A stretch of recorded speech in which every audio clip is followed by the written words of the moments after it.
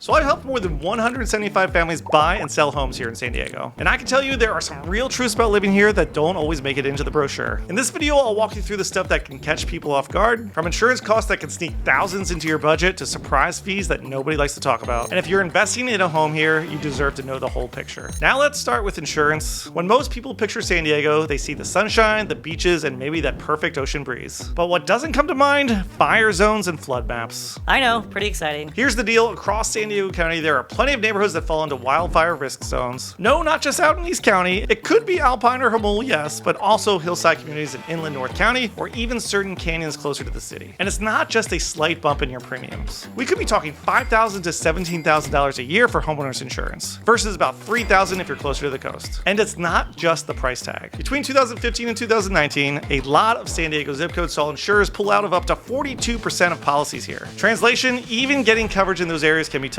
Now, let's swing back to the coast. Think Del Mar Bluffs, parts of Ocean Beach, pretty dreamy, right? But many of those homes now fall into the FEMA flood hazard zones. That means mandatory flood insurance, which adds another $800 to $1,300 a year on top of your regular policy. And here's the kicker, coastal erosion isn't slowing down. Those cliffside views everyone loves, the ground underneath is literally washing away year after year. In fact, it's gotten so bad that even the Amtrak Surfliner has been looking at new track alignments to avoid some of the erosion hotspots. It kind of makes you wonder if we should start selling homes with life jackets. But let's be real for a second, if you own a house perched on a cliff overlooking the Pacific, another $1,000 a year in flood insurance probably isn't what's breaking the bank. So here's my advice. As soon as you open escrow on a new home here in San Diego, start shopping for insurance right away. Because if you do wait, you might find out late in the process that your monthly payment is hundreds of dollars higher than you expected. The frustrating part is a lot of buyers don't find out about these insurance requirements until they're deep into escrow, when it's a lot harder to renegotiate or walk away. Most agents focus on lifestyle, the views, the dream. I get it. But the truth is, these extra costs can tack hundreds, even thousands onto your monthly housing bill. And that's really something you should know up front. Now, on paper, San Diego looks pretty compact. You've got the coast downtown, all these great neighborhoods that seem close together, but here's what the map doesn't show you: traffic. A quick 10-mile drive can easily turn into an hour of staring at brake lights. Okay, maybe Google Maps does show you that one, but it doesn't prepare you for the part where you start questioning all of your life's choices at mile 6. The main culprits here are our freeway choke points, especially the 5, the 8, and the 805. These aren't little slowdowns. We're talking gridlock that eats up hundreds of hours of people's lives each and every year. For example, just on 805 southbound from 15th to the 94, drivers lose nearly 240,000 hours a year just sitting there. That's a lot of bad podcasts to get through.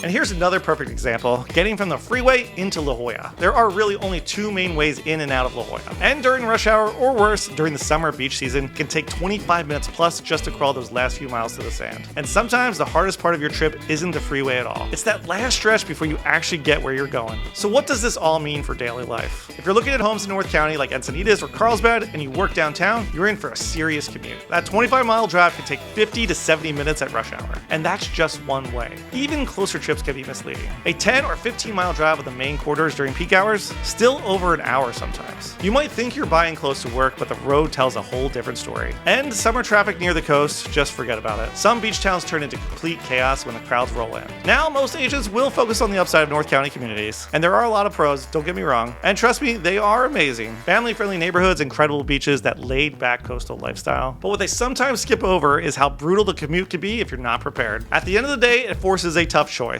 Do you pay more to live closer in, or trade commute time for more space and better value? Unfortunately, there's no one right answer, but you'll want to think about those drive times early on. Alright, now let's move from the freeways to something that can bust your budget just as fast: the hidden fees that come with many San Diego neighborhoods. Now, most people know about HOA fees, those monthly dues that keep your neighborhood looking sharp, but here's one that catches a lot of buyers off guard, and that, of course, is Mello-Roos. Mello-Roos are special district taxes that pay for stuff that we all enjoy in newer communities. Think roads, schools, parks, rec centers, you name it. Now, master plan neighborhoods like Del Sur, Carmel Valley, and East Lake rely on these taxes to fund development. The catch? They're not cheap. Annual charges can range from a few hundred to several $1,000s per year. In North County, that often breaks down to an extra $100 to $300 a month on top of your mortgage, property taxes, and HOA dues. In fact, mine are actually about $450 a month. And here's where it stings a bit. A lot of buyers don't realize how big these fees are until after closing. And they're not always easy to spot in listings. They usually have it in fine print kind of near the bottom of the listing. And if your agent doesn't flag them for you, you you won't notice until that first tax bill lands in your mailbox. At that point, it's not just sticker shock, it can throw your budget completely off balance. Now, technically, you can pay off Mello-Roos early, but most people don't because the upfront cost can be massive. It's kind of like a gym membership you could pay for the next 20 years up front, but who's really going to do that? But to be fair, communities with Mello-Roos usually have some pretty great amenities. Well-kept parks, strong schools, and family-friendly spaces. The key here is really just knowing about these costs up front so you can plan for them instead of discovering them the hard way. Alright, now let's move into something that can completely change your San Diego living experience depending on where you choose to buy. Now here's something a lot of people don't realize. Neighborhoods in San Diego can change a ton throughout the year, especially when you compare coastal and inland communities. But let's start with the coast because that's where the biggest seasonal shifts hit. If you're looking at spots like Pacific Beach, Mission Beach, or La Jolla Shores, know this. Summer turns them into a whole different world. During peak season, parking vanishes. Streets that feel chill most of the year turn into bumper-to-bumper gridlock. Pedestrian traffic explodes, and even a quick grocery run can feel like walking through Disneyland on a Saturday. Noise level spikes too, especially on weekends when plenty of locals avoid the beaches altogether just to escape the chaos. And if you've ever tried to get into La Jolla on a Saturday in summer, you know exactly what I'm talking about. San Diego even tried a free shuttle program called the Beach Bug. It ran for about 15 months, gave over 45,000 rides, and still couldn't solve the parking and traffic problem. The program wrapped up in October 2024, and that tells you just how overwhelming the summer crowds can get. Now, if you do thrive on that energy, you might love it. But if you're expecting year-round peace and quiet in a coastal neighborhood, summer reality might hit you harder than the Pacific waves. So what about inland San Diego? Communities like Poway and Rancho Bernardo stay calm, relatively safe, and family-focused all year round. But here's the trade-off. They get pretty darn hot. We're talking 10 to 15 degrees hotter than the coast in summer. While the coast is sitting at a breezy 75, inland temps can creep into the 90s or even higher. And here's the thing, even without humidity here, the San Diego sun just hits a little bit harder. Now, coming from the East Coast where cloudy skies are the norm, the amount of sun we get here is no joke. Outside of May Gray and June Gloom, it's full sun most of the year here. I feel it every single weekend at my son's soccer games. And here's a quick pro tip, get yourself a chair with a built-in shade. Trust me, you'll thank me later. And don't forget sunscreen and sunglasses. I literally don't leave home without my Ray-Bans. The San Diego sun is undefeated, so don't try to 1v1 it. So that dream of summer barbecues in the backyard, in July and August, you might end up grilling indoors. Or just let In-N-Out handle dinner, which honestly is not a bad idea either. And it's not just about comfort. Running your AC for months at a time can really drive up your utility bills, especially with energy prices climbing. So if you're moving inland, you'll want to budget for those higher cooling costs. But even if you're okay with the heat, the crowds, and the commutes, there's still the biggest challenge of all, what it actually costs to buy a home here. Even if you've only done a little bit of research, you already know San Diego is not cheap. But let me give you the real numbers so you know exactly what you're up against. As of mid-2025, median listing prices in most desirable coastal and central areas are well over $2 million bucks. La Jolla is sitting right around $2.5 million to $3 million bucks. Del Mar closer to $3.5 million, and even Carmel Valley, which used to feel like an affordable coastal option, is now closer to $2 million bucks. And these aren't sprawling mansions either. These are just median priced homes. And if you're dreaming of ocean views, here's the reality check. Even modest condos with a peak at the water start around $1.5 million bucks. That dream of finding ocean views under $1 million in 2025, that's basically a myth, rarer than a Padres World Series trophy. Sorry, had to do it.